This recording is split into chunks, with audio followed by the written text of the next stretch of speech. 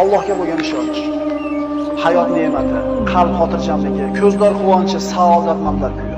Xotirjamlik va farovon hayotni istagan banda, Allohga bo'lgan ishonching qani? Pokiza juftni istagan yigit, Allohga bo'lgan ishonching qani? Saodatli kun istagan banda, Allohga bo'lgan ishonching qani? Qarzdor banda, Allohga bo'lgan ishonching qani? Musibatlarni boshidan ko'tarishligini bandalar, Allohga bo'lgan ishonchimiz qani? Gunohkor bandalar, gunohlarni kechirishligi bo'lgan Allohga bo'lgan ishonchimiz qani? Bizga mana shu ishonch naqadar kerak shu kunlarda. Suv bilan havodan ko'ra zarurroq bo'lgan ishonch. Bizda shu ishonch bormi? Axir Alloh menga duo qilinglar, ijobat qilaman degan, ishonmaymizmi? Allohdan ko'ra rostgo'yroq kim bor? Axir Parvardigorimiz Alloh tanglik, kambag'allikdan keyin yengillik, boylikni ham paydo qilib degan so'zga ishonch qani? Tanglik, mashaqqatdan keyin kenglikni ham, boylikni ham beraman deyapti Alloh. Ishonmaymizmi? Ishonaylik birodarlar. Tushkunlikka tushmaylik. Har xil gaplarga quloq solavermaylik. Peshonamizga Alloh yozganni oshcha narsa bo'lmaydi. Chunki hakimlardan biri aytgandek, yozilgan bo'lsa qayoqqa qoching? Yozilmagan bo'lsa nimadan qo'rqing? Yozibdimi? Qayoqqa borsang yetib boradi o'sha narsa. Yozilmabdimi? O'tga tashlasa o't kuydirmayapti. Pichoq torsa pichoq kesmayapti. Suvga tashlasa oqizmayapti. Sahroda o'lmayapti. Chunki nima qilmagan? Yozmagan. Qani shunga ishonch. Parvardigor qalblarimizda o'zingga bo'lgan muhabbatni sobit qilgin. O'zingga bo'lgan ishonchimizni, tavakkulimizni mustahkam va quvvatli qilgin. O'zingni zikring, shukringlarni hidoyat qilgin. O'zingga ro'baro bo'ladigan kunimizda og'zimizdan chiqqan oxirgi so'zimiz la ilaha illalloh Muhammad Rasululloh kalimasi bo'lishi nasib etgan. Agar shuni ham Alloh xohlamagan bo'lsa ayta olmaymiz, birodarlar. Alloh taolo siz bilan bizni mahzun bo'lmaslikka buyuradi.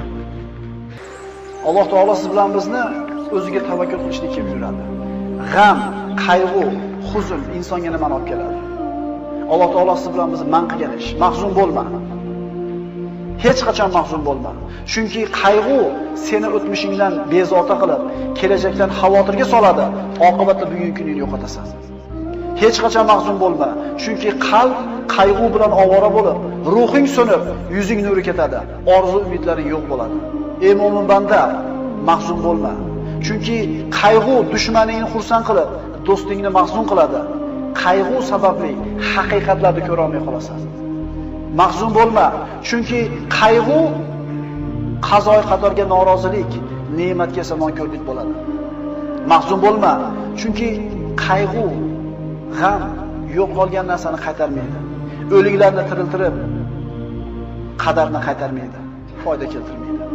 Mahzun bo'lma, chunki qayg'u shaytondan. Qayg'u faqirlik va umidsizlikdir. Mahzun bo'lma. Agar sen faqir bo'lsang, umri qarzga botib ketgan kishilar bor. Agar mingani uloving yo'q bo'lsa, oyog'i shol bo'lib qolgan odamlar bor. Mahzun bo'lma. Agar bir farzandingdan ajragan bo'lsang, shunday insonlar borki, bitta baxtsiz hodisa tufayli butun oilasidan mahrum bo'lganlar bor. Mahzun bo'lma. Agar gunohkor bo'lsang, tavba qil. Yomon ish qilgan bo'lsang, istig'for et. Xato qilgan bo'lsang, isloh qil. Allohning rahmati keng, tavba eshiklari ochiqdir. Mahzun bo'lma. Agar g'amga botsang, asablaring taranglashib, vujudingni qiynab tunlarni bedor qilasan. Mahzun bo'lma, chunki qazoy qadar qalami ishini bitirgan, varaqlar qurigan, kitob yopilgan, undan oshiqcha ham kamon bo'lmaydi. Mahzun bo'lma. Mahzun bo'lma. Qo'lingdan ketgan narsaga g'am chekma. Bittasi ketgan bo'lsa, hali qo'lingda juda ko'p Alloh taoloning ne'matlari bor. Axir Alloh aytmaydimi? Agar Allohning ne'matlarini sanasangizlar, sanoqqa yeta olmaysizlar. Bitta ko'zing o'yilgan bo'lsa, ikkinchisi turibdi. Ikkala ko'zing ketgan bo'lsa, quloqing, oyog'ing turibdi. Bitta ne'matdan mahrum bo'lgan bo'lsang, hali juda ko'p ne'mat bor. Mahzun bo'lma. Hasadgo'y, botil ahillarning tanqidlariga parvo qilma. Chunki ularning so'zlariga sabr qilishda senga ajr mukofot bor.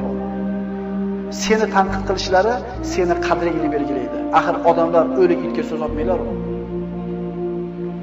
Doim istig'forda bo'l. Chunki Parvardigorim tavbalarni qabul qilguvchidir. Alloh aytadi istig'for etgan bandalarga: Parvardigoringiz Allohdan mag'firat so'ranglar. Albatta u o'ta mag'firatli bo'lgan zotdir. Shunda ustlaringizga osmondan yomg'ir yog'dirib, sizlarni moli dunyo, bola chaqa bilan madad berur, hamda sizlarga bog' bo'stonlarni berur. Istig'for etgan bandaning ustidan yomg'ir yog'adi. Bog'irog'i, bola chaqasi, moli dunyosi ko'p bo'ladi. Faqat ishonishlik kerak bunga. Mahzun bo'lma. Kasallik albatta ketadi. Musibatlar albatta ko'tariladi. Gunohlar kechiriladi, qarzlar uziladi, mahbuslar ozod bo'ladi. G'oyiblar, ketganlar albatta qaytib keladi. Osiylar tavba qiladi, albatta yomonlar jazosini oladi. Mahzun bo'lma. Mahzun bo'lma. Modomiki odamlarga yaxshilik qilar ekansan, albatta mushkullalaring hal bo'ladi. Chunki odamlarga yaxshilik qilishlik inson o'zining mushkullalarini hal bo'lishiga sabab bo'ladi. Mahzun bo'lma. Chunki sen qilgan bitta hasonat uchun 10 dan tortib 700 gacha ajr beriladi. Balki undan ham ko'proq. Lekin qilgan gunohinggacha bittagina jazo beriladi. Mahzun bo'lma. Senda eng katta ne'mat bor. Chunki sen tavhid kalimasini aytganlardansan. Ahli qiblasan, musulmonsan, qo'lingni duoga ko'targan kishilardansan. Sen mahzun bo'lma. Mahzun bo'lma, chunki sen hayotning yengil og'ir, issiq sovuq, faqir boy holatida ham foyda ustasan. Rasul aytgan-ku, mo'min ish ajablanadi. Qanaqa kun kelmasin uni foydasiga. Yaxshi kun yetsa Allohga shukr qiladi, savob oladi. Mashaqqatli kun kelsa sabr qiladi, yana savob oladi. Bu faqat kimga berilgan?